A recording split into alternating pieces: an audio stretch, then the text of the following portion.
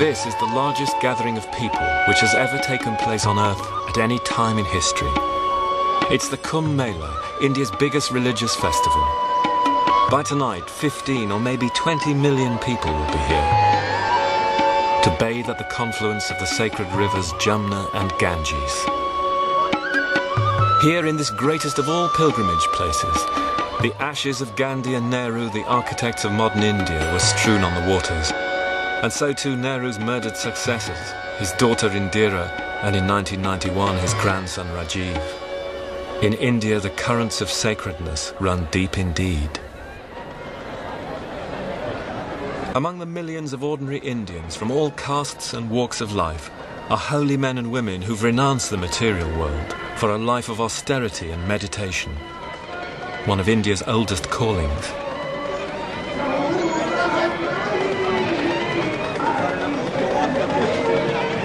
Here too are followers of the world's oldest living God, the creator and destroyer, the man-woman, the great yogi, Shiva himself.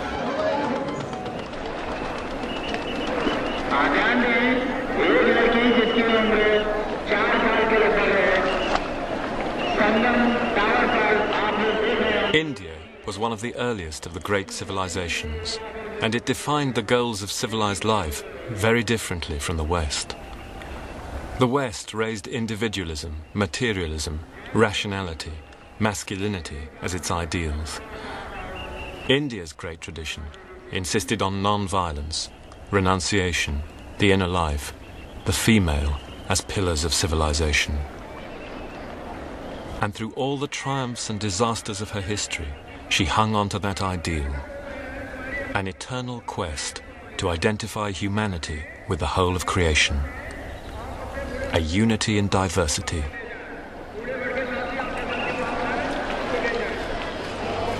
As our troubled century draws to its close, a deeper understanding of the achievements of other civilizations has become a necessity.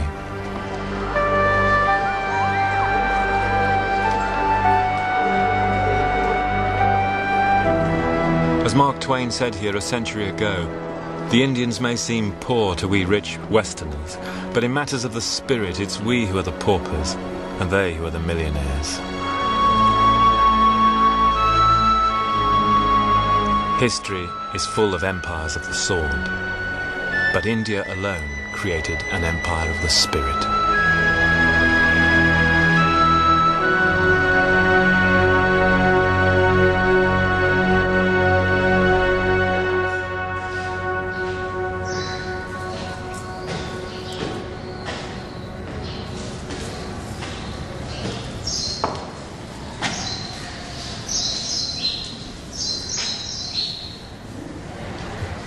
Our search for India's past begins in an old British library in the heart of Calcutta, once capital of the British Indian Empire. The British colonized India for 200 years, but already that time is beginning to feel like a temporary interruption in the amazing continuities of Indian history. The memorials of that era are fading now with every monsoon rain, and a deeper past is reasserting itself. The India before the Europeans. India's history was almost unknown to the outside world till the 18th century. And then here in the Asiatic Society in Calcutta, the Europeans first discovered that India's sacred language, Sanskrit, the root of all the North Indian dialects, was akin to Greek and Latin. The oldest living language, it had entered India in the 2nd millennium BC with Aryan invaders. And the earliest and most revered Sanskrit literature comes from that time. Of all the great collection of Sanskrit sacred texts, known collectively as the Vedas, the oldest is the Rig Veda. It comprises about 1,000 archaic chants and hymns, older even than Homer's Iliad and Odyssey, preserved over an immense period of time by oral transmission. This is the oldest surviving written text of the Rig Veda, and it dates only from the 14th century AD. But the first hymns in this collection could have been composed as early as 2000 BC. The tale they tell seems to be one of the migration of groups of Sanskrit-speaking peoples who called themselves Aryans literally the noble ones, a migration into northern India. It suggests that they found there, when they arrived, a civilization which was already thriving, with cities and towns and forts, rich in cattle and treasure, with a dark-skinned population who contrasted with the light-complexioned northerners, the Aryans. The Rig Veda implies a long period of interaction between the two cultures, but it also certainly suggests that in places the Aryans destroyed the towns and cities of the native population, subdued them, and carved up their land for settlement. The location of these contacts and battles is made quite clear in the poems. It's that historical battleground extending from the Kabul River in Afghanistan through the Khyber Pass down into what is now Pakistan and into the Punjab, the area called by the Aryans Sapta Sindhava, the 7 rivers, the greatest of which was the Indus.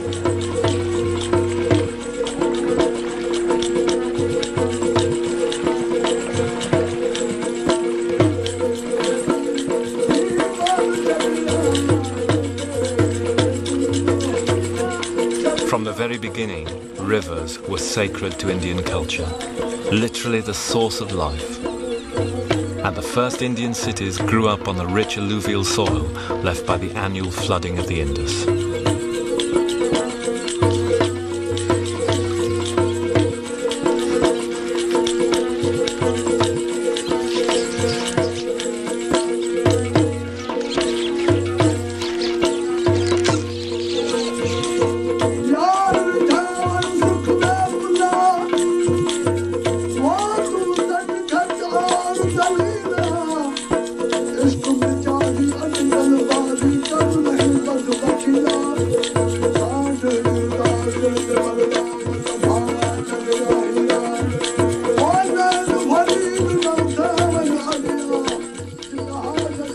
In the 1920s, the clues in the Rig Veda led archaeologists here to the burning plain of Sindh in what is now Pakistan, to find a hitherto unknown and unsuspected civilization. A forgotten empire which had traded with Babylon and Ur of the Chaldees. During Egypt's Pyramid Age, Mohenjo-Daro had been the biggest city on earth and center of the most widespread civilization. But the language spoken here is still undeciphered. It's the greatest mystery in archaeology, and why the city died is still not known. Yet all over Mohenjo-Daro are clues which point to direct connections between this past and the present day. In the middle of town was a great brick-lined bath, recalling the central importance of ritual bathing in today's India.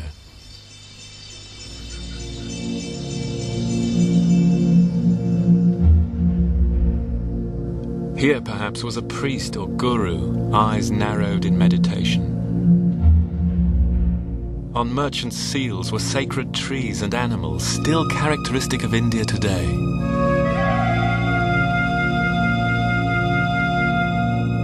And here, surrounded by wild beasts sitting lotus fashion, the ancestor of the great yogi Shiva himself, the oldest god in the world.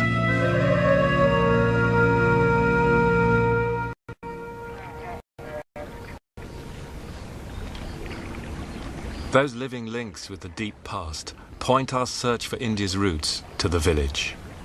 This is Kasambi on the Jumna River south of Delhi. The village has been the basis of Indian life for thousands of years.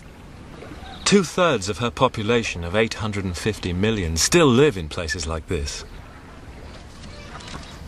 And absorbing the invasions of Aryans, Muslims and British, it was the village which preserved the essential values of Indian culture.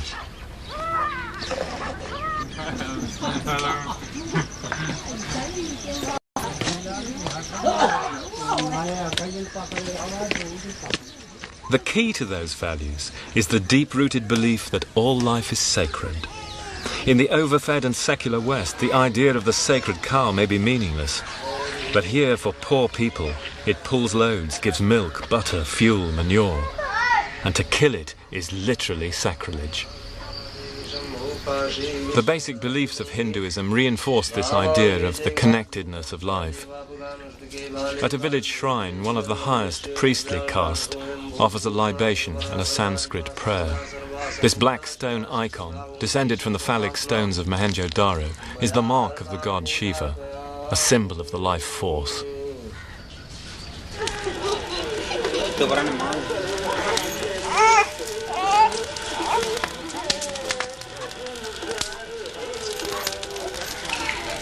This well is used by the lowest caste, the untouchables, who do the dirtiest jobs. The caste system is an elaborate graded form of social segregation based on what job you do. But it may have begun with colour, a kind of apartheid, keeping the light-skinned Aryan invaders separate from the conquered, darker-skinned native peoples.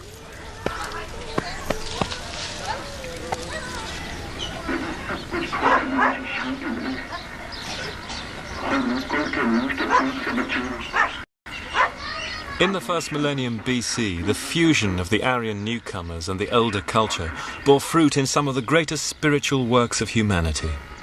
And amazingly, these ancient poems are still the most popular diet for mass audiences in India today. Especially the Mahabharata. Today's episode is virtually the Indian gospel, the Gita.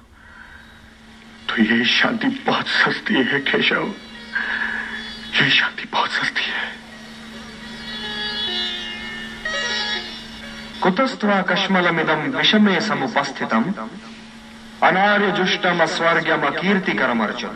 It is obsession with the senses and the material life, says the divine Krishna, which is the ruin of reason and will destroy humanity itself. और धर्म रक्षा और विजय की आस लिए तुम्हारी ओर देख रहा है. India's conscience is perhaps her greatest gift to the world.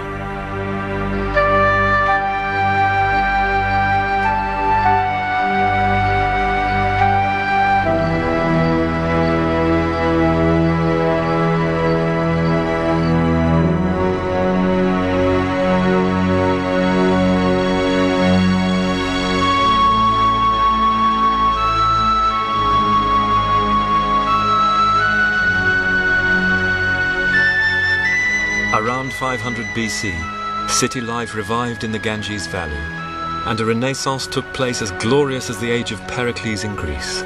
At its centre was Benares.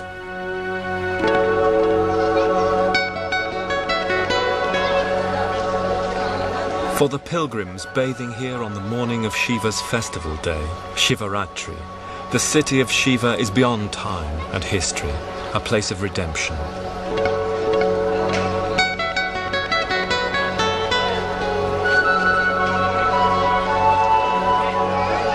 Every pious Hindu hopes to come here once in a lifetime to bathe in Mother Ganges.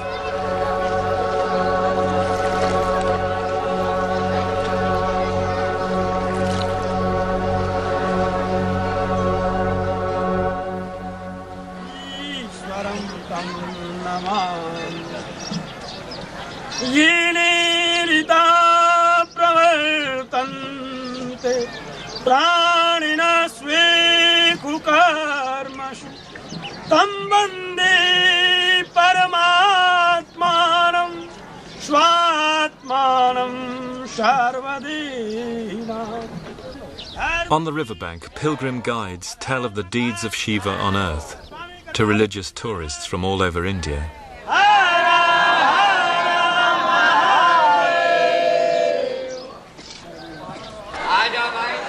As early as the first millennium BC, the Mahabharata visualized India as one motherland united through pilgrimage.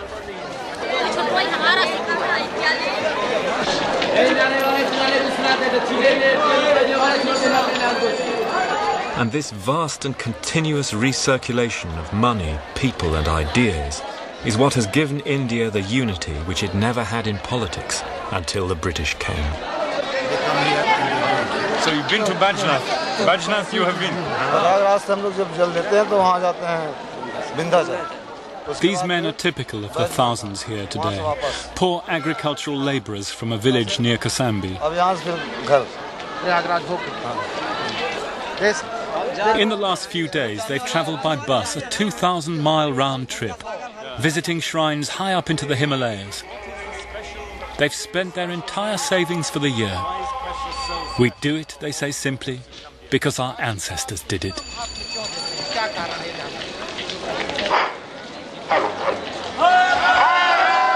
The rich are here too.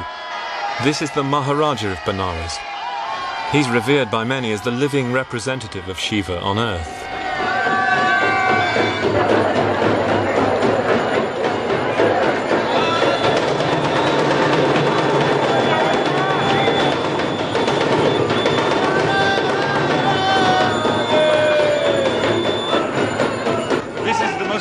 At the heart of the sacred city is a labyrinth of narrow alleys.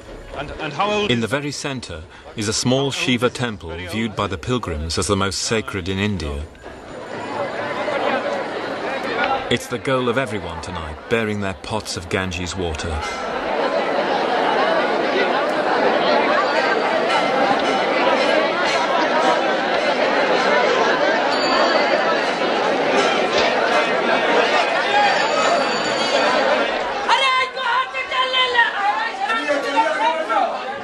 In the inner sanctum, the simple black stone is submerged with offerings of milk and flowers. These ancient rituals connect the worshippers with their deity, but also their history, their myths, and their deepest racial memories.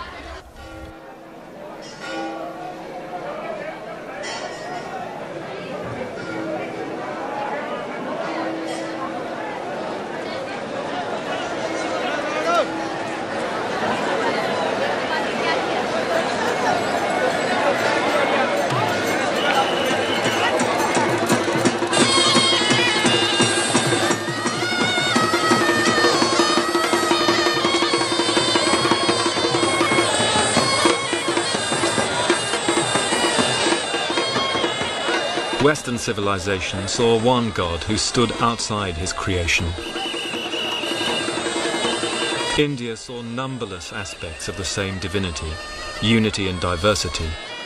Each was a vision deeply rooted in the distinctive character of its own civilization.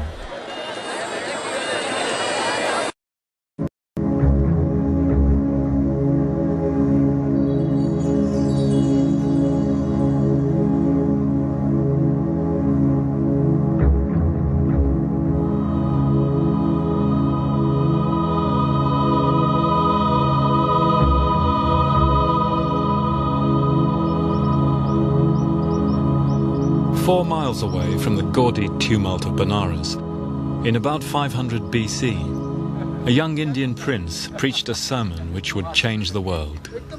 His name was Gautam, and we know him as the Buddha.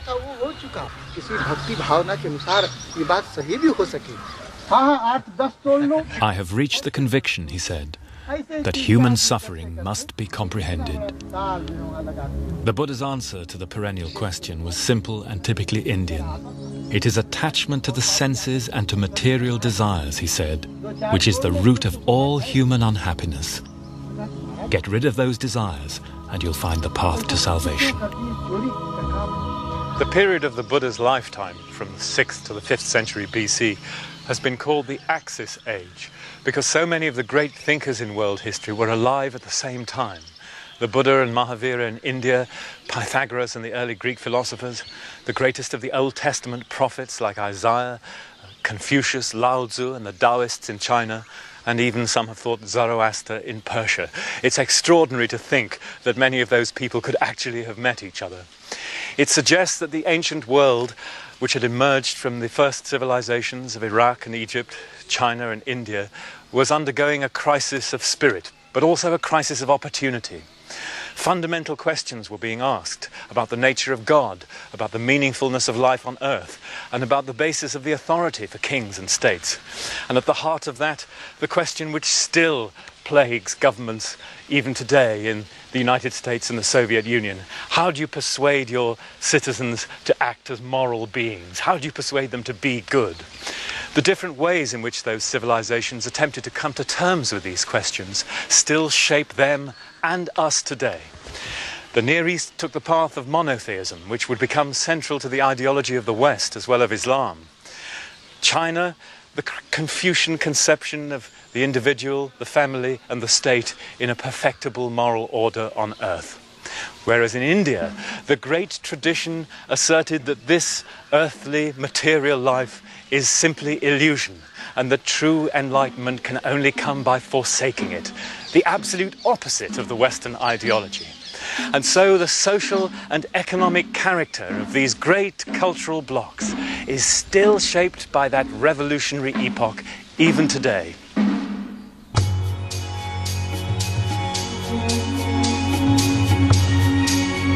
The Khyber Pass on the northwest frontier, a battleground for millennia. Here the Aryans had entered India, the first great wave of invaders. And in 326 BC, Alexander the Great's armies poured across the Khyber into India, the first great clash between East and West. But only decades later, an Indian Buddhist emperor set up inscriptions here in the Khyber, recording the first attempt to impose a political unity on India.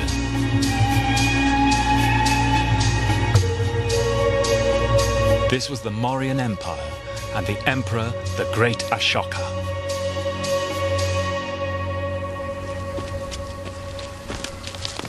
Little known outside his own country, Ashoka was one of the most remarkable people in world history. His story can be pieced together in his own words from inscriptions on stone columns, like this one at Kosambi, still today an object of veneration for Buddhist pilgrims. It was after a victorious war in which he killed 100,000 people that Ashoka became convinced that war was wrong. Then he developed the idea which would echo across the ages right down to Mahatma Gandhi: ahimsa, non-violence. From now on, he said, I will try to conquer by right conduct alone.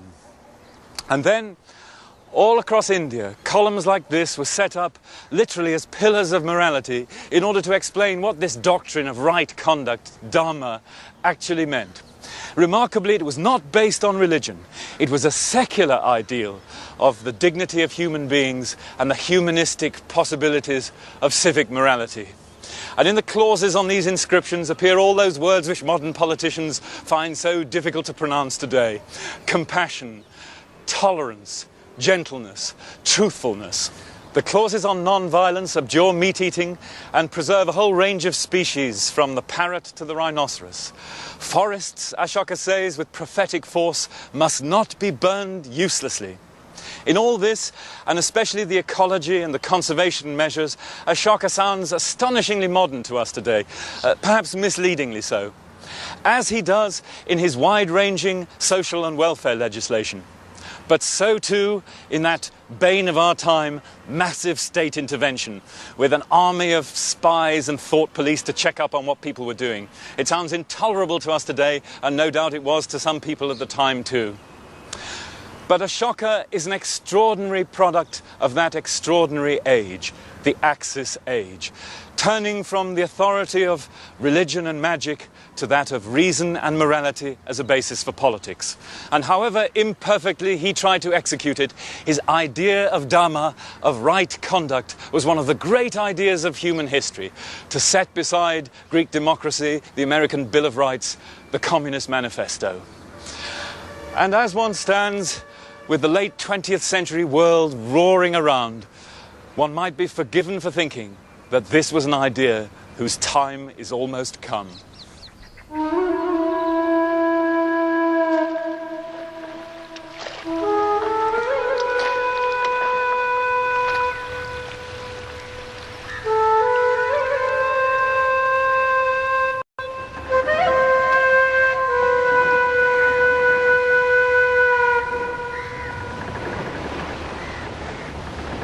Ashoka's ideals had responded to a deep current in Indian culture.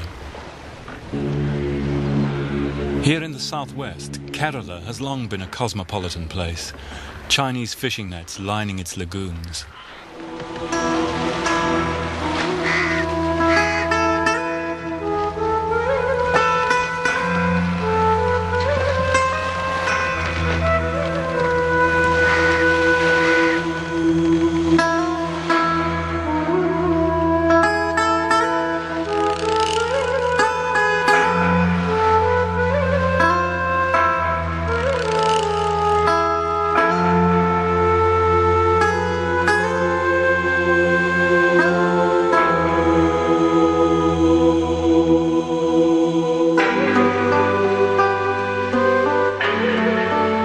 1st century AD, Mediterranean merchants, drawn by its wealth, flocked here on the monsoon winds, as in later times did Vasco da Gama and the Chinese admiral Zheng He. From ports like this, Cochin, Arab traders bore some of India's greatest scientific discoveries to the West, including her most brilliant invention, the mathematical system we all use today. But the real motive for the trade was spice.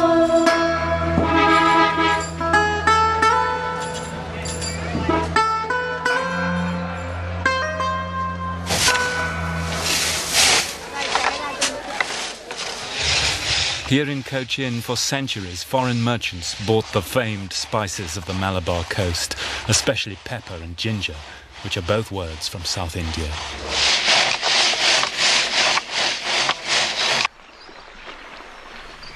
Such contacts help breed an outward-looking and tolerant society, as it still is.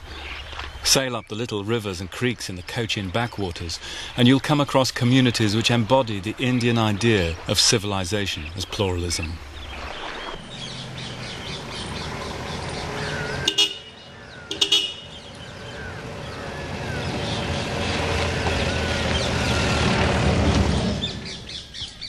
Tradition says the Jews came to this village from Iraq in the 6th century BC. Theirs must be one of the oldest and loveliest synagogues in the world.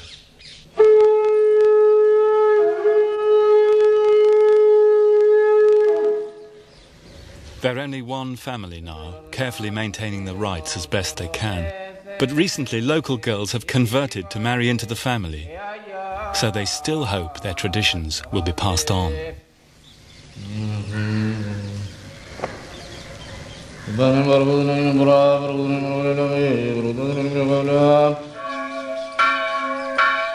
The Syrian Christians claim their church was founded by the Apostle Thomas himself.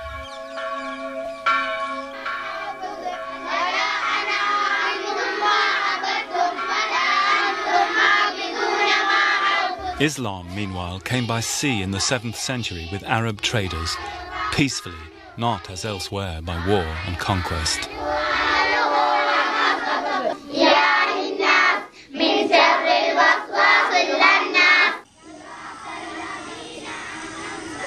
So here today in Chendamangalam, Hindu, Christian, Muslim and Jew live side by side.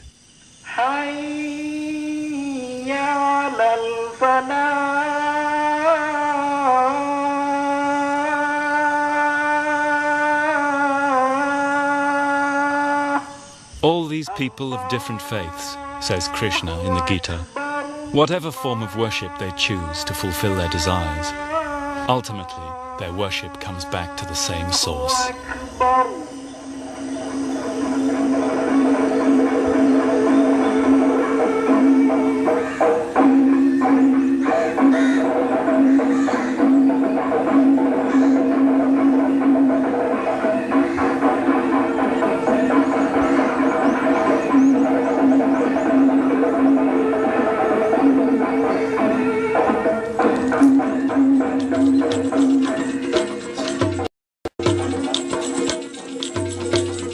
In the north, the impact of Islam was very different.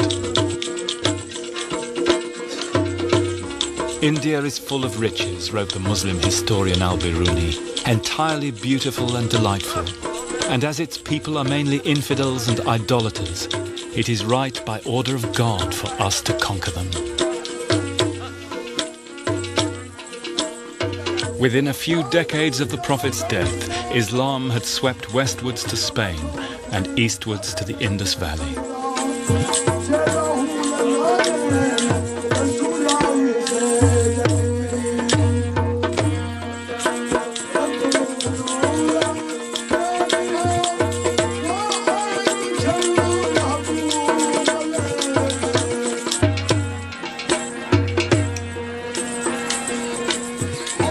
Eventually, Muslim attacks shattered the old Hindu kingdoms of the north.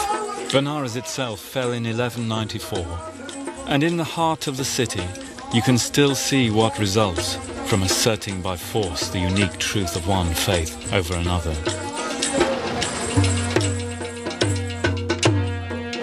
Mosques built out of the ruins of Hindu temples, Smashed Hindu walls sticking out of the back of a Muslim prayer hall. Religion itself is outraged, said Mahatma Gandhi, when outrage is done in its name.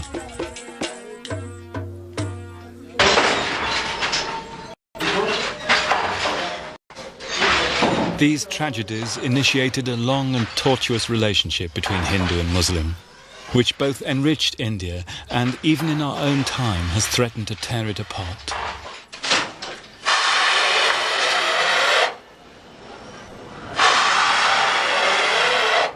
In Benares, the Muslims became the mainstay of the city's economy.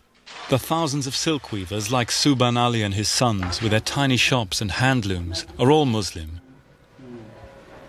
It was here in the 15th century that the poor weaver Kabir preached the brotherhood of Hindu and Muslim. But in 1991, a rising tide of Hindu fundamentalism saw their looms smashed, saris burned, and livelihoods ruined, as India's ideal of unity and diversity went through a new ordeal of fire.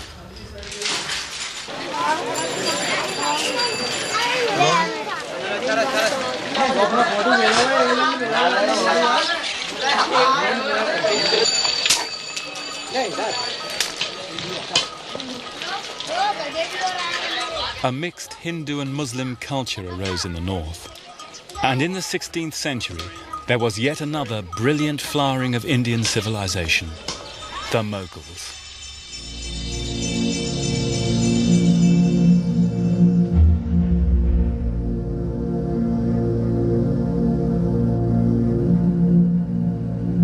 The Mughal Empire created an art and architecture which still defines our popular image of India today, in its flamboyant mixture of Hindu, Persian and Muslim.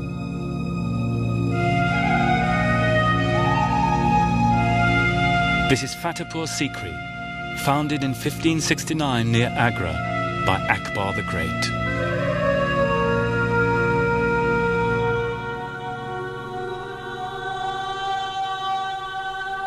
Akbar commissioned a great translation of the Mahabharata into Persian, along with these exquisite paintings.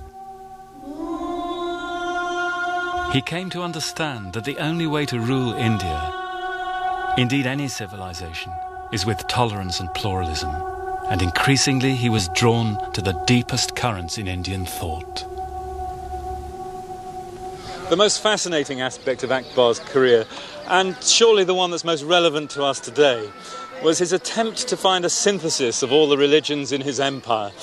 It could only ever have happened, one imagines, in a heady religious climate of India. And it's all the more remarkable because Akbar was brought up a devout Muslim and he was illiterate. His tutors unanimously condemned him as a bad pupil. But impressed by the terrible evils which are unleashed by religious intolerance, and perhaps motivated by political considerations, Akbar summoned holy men from the Hindus and the Jains, the Christians and the Jews, the Zoroastrians, even Mandeans from Persia, along with Sunni and Shia Muslims. And out of their discussions, he attempted to formulate a simple belief in God, a doctrine of right conduct which strangely echoes Ashoka, even though Akbar knew nothing of him, and nor, it seems, of Buddhism. Akbar was even prepared to acknowledge the rightness of the case for vegetarianism, although as a good meat-eating Mughal, that was one aspect that he couldn't fulfill in his personal life. One of his friends at court said that Akbar had the one quality which makes a ruler truly great, namely the capacity to meet people of whatever rank or whatever religion with the same eye of favour. His tolerance would be remarkable even today, I think. But in the 16th century, Western Europe, for example, was torn apart by religious wars, with unspeakable cruelties being done to people in the name of God. Akbar's noble ideals were, of course, doomed to failure. But his insight into the Indian predicament was not lost on Pandit Nehru in the 1940s, nor on Mahatma Gandhi, who insisted that all religions are true. Here in Fatehpur Sikri, at the Gate of Victory, this great son of a great Muslim dynasty left us this epitaph. Jesus, peace be on him, said this: "The world is a bridge, cross it, but build no house upon it. The world endures for but an hour, Spend it in devotion. The rest is unseen.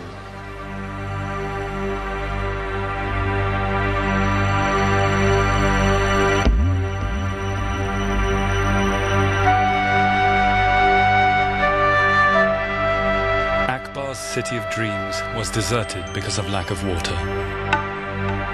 Today, Fatehpur Sikri lies high and dry on its ridge near Agra.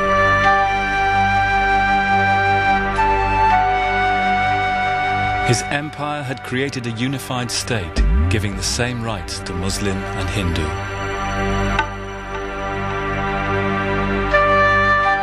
An empire of the sword had succumbed to the empire of the spirit.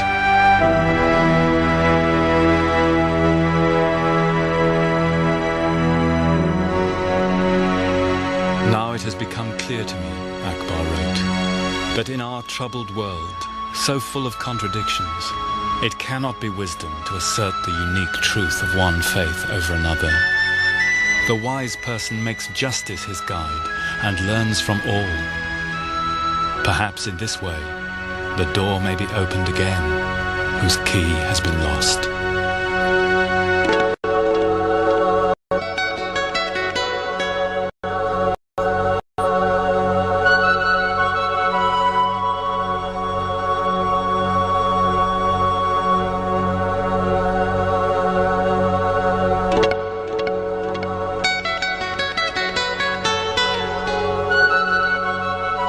In the far south of India, a verdant and fecund land of temples, the Tamils escaped the full Muslim impact, and here the ancient Hindu vision of unity survived.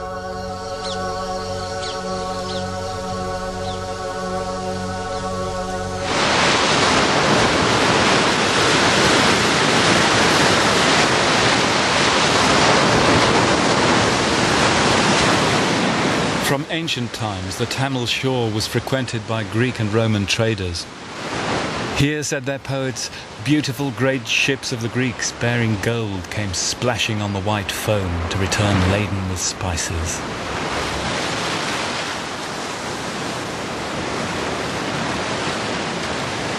And in their turn, the Tamils would later spread Hindu culture as far as Java and Cambodia.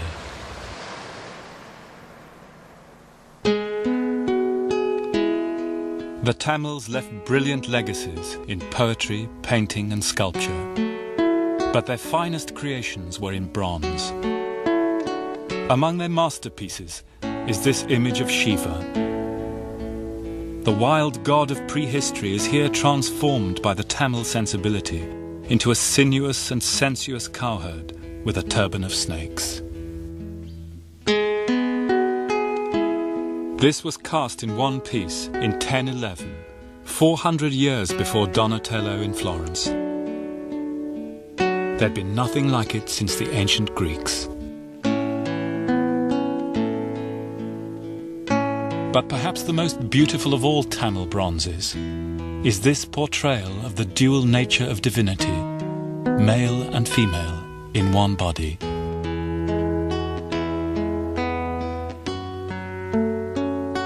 This is the soft girl, said the Tamil poet, his body the colour of sea coral, and hers the glow of fire, united in their essence.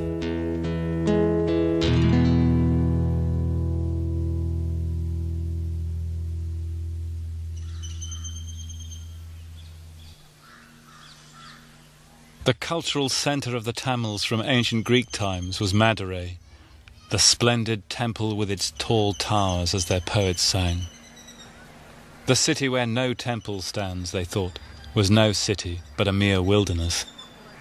And as if to prove their point, they created some of the most extraordinary religious buildings on the planet. The Tamils exemplify India's search for unity and diversity. They're separate from the north by race and language. Their temples, strongholds of loyalty to their own region and culture and local deities. Even their architecture is a testimony to teeming multiplicity of gods, of imagination itself.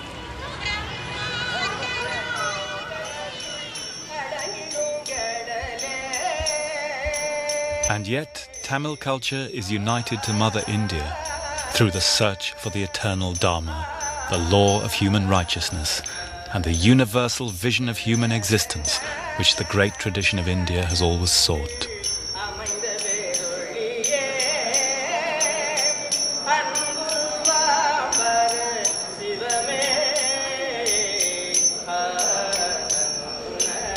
The Tamils have also remained loyal to India's primordial maternal roots. The chief deity here in Madurai is the great goddess, the female principle in creation, long supplanted in the West by the male gods of monotheism. And here, perhaps, lies the solution to the unsolved mystery of Mohenjo-Daro and the Indus cities. For it may be that the dark-skinned Tamils are the distant descendants of that civilization, and in their ancient rituals, at however great a distance, there is a still living connection.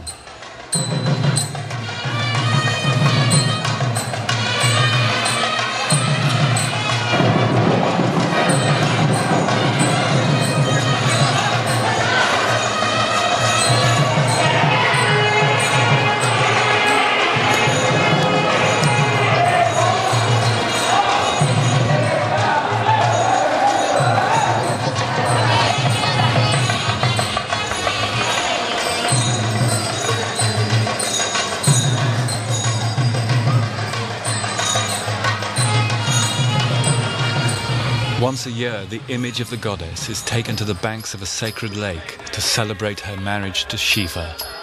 There, she and her consort are serenaded with haunting hymns in Tamil, perhaps the living descendant of the language of the Indus cities.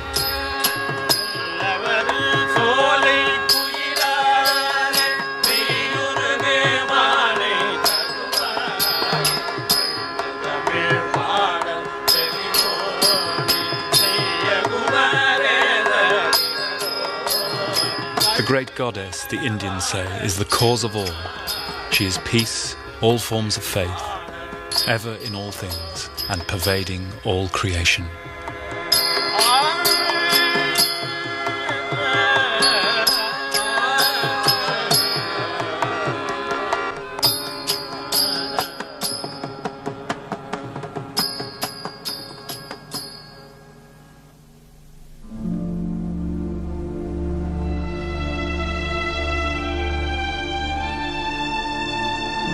And now the last and perhaps most fateful invasion of India took place.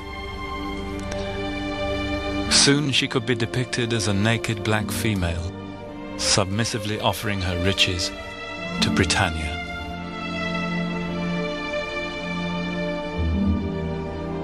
India entered the cataclysmic epoch which has left few native cultures of the world intact. The era of colonialism.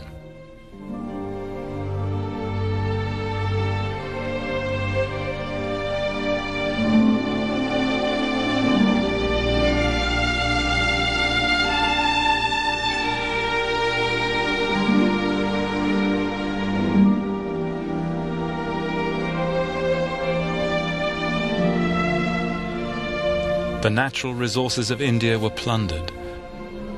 Her trees and animals, which Ashoka had protected 2,000 years before, were thoughtlessly consumed. The Indians, bearers of the world's oldest civilization, were treated like children by people who saw themselves as the superior race.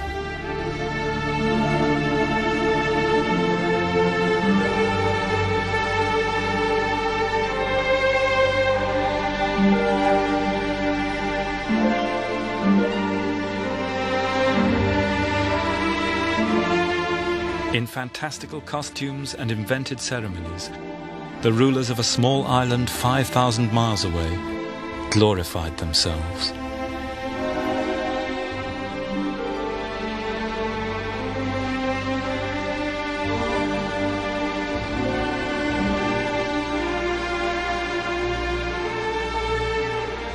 How easy it is to forget that there was an India before the British came, which is still there now they've gone. And for all the achievements of the British, their most fateful legacy was to open up India irrevocably to a wider world.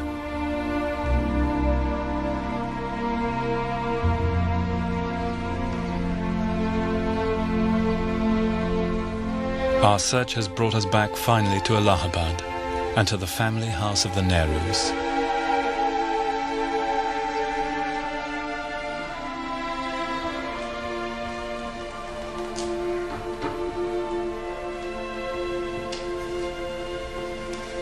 In this room, Indian Democrats met to discuss what India's future path should be. Their hopes and fears have been echoed time and again in our modern world.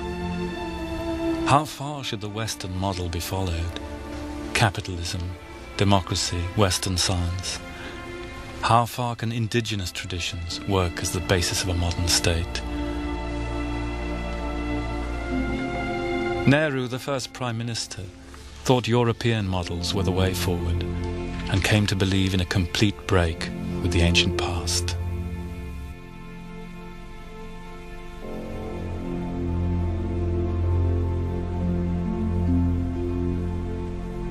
His friend Mahatma Gandhi, whose bedroom this is, had faith in India's own path, in self-cultivation, in local economies and village democracy, in Ashoka's principle of non-violence. For him, the greatest legacy any civilization has is simply itself. The modern state of India, conceived and argued over only half a century ago in this house, in fact rests on a great tradition extending back thousands of years with an amazing cultural continuity which has reasserted itself time and time again, and which brings the ideals of the Buddha and Ashoka and Akbar converging on this house like thought lines. India has been prodigiously gifted and creative in every field of human endeavour. If we were to choose one characteristic legacy, and it would be a Western choice, then perhaps it is that India placed the spiritual quest at the centre of life in the way that no other civilization did. But India also had a deep-rooted secular tradition extending back as far as the time of Ashoka. And this tradition deeply impressed Nehru and his friends as they attempted to frame a new constitution for their new secular state. They were also inspired, as we can see from the books on Nehru's shelves, by the egalitarian tradition developed in the West through the revolutions in England and America, in France and Russia, although some of those ideals were at odds with the great tradition. And both those great currents went into the modern state of India. Which way the great tradition will go in the 21st century, history cannot tell us. But it's worth recording that in the 1990s, the greatest audiences on television in India still came to watch the Gita, the most ancient and the most authentic tradition of life in India, with its assertion that moral enlightenment is the goal of every citizen in life. And here too, in the Nehru House in Allahabad, a thumbed boyhood copy of the Gita lay at Nehru's bedside from childhood to old age. So perhaps it is still true at the end of the 20th century, true for nations as well as people, that we may know our ends by our beginnings. Outside the Nehru House, the climax of the Kumbh Mela has arrived. The greatest gathering of people ever seen on earth are waiting for dawn, when led by the naked renouncers of this world, they will bathe in the sacred river, in Mother Ganges, the symbol of India's age-long civilization.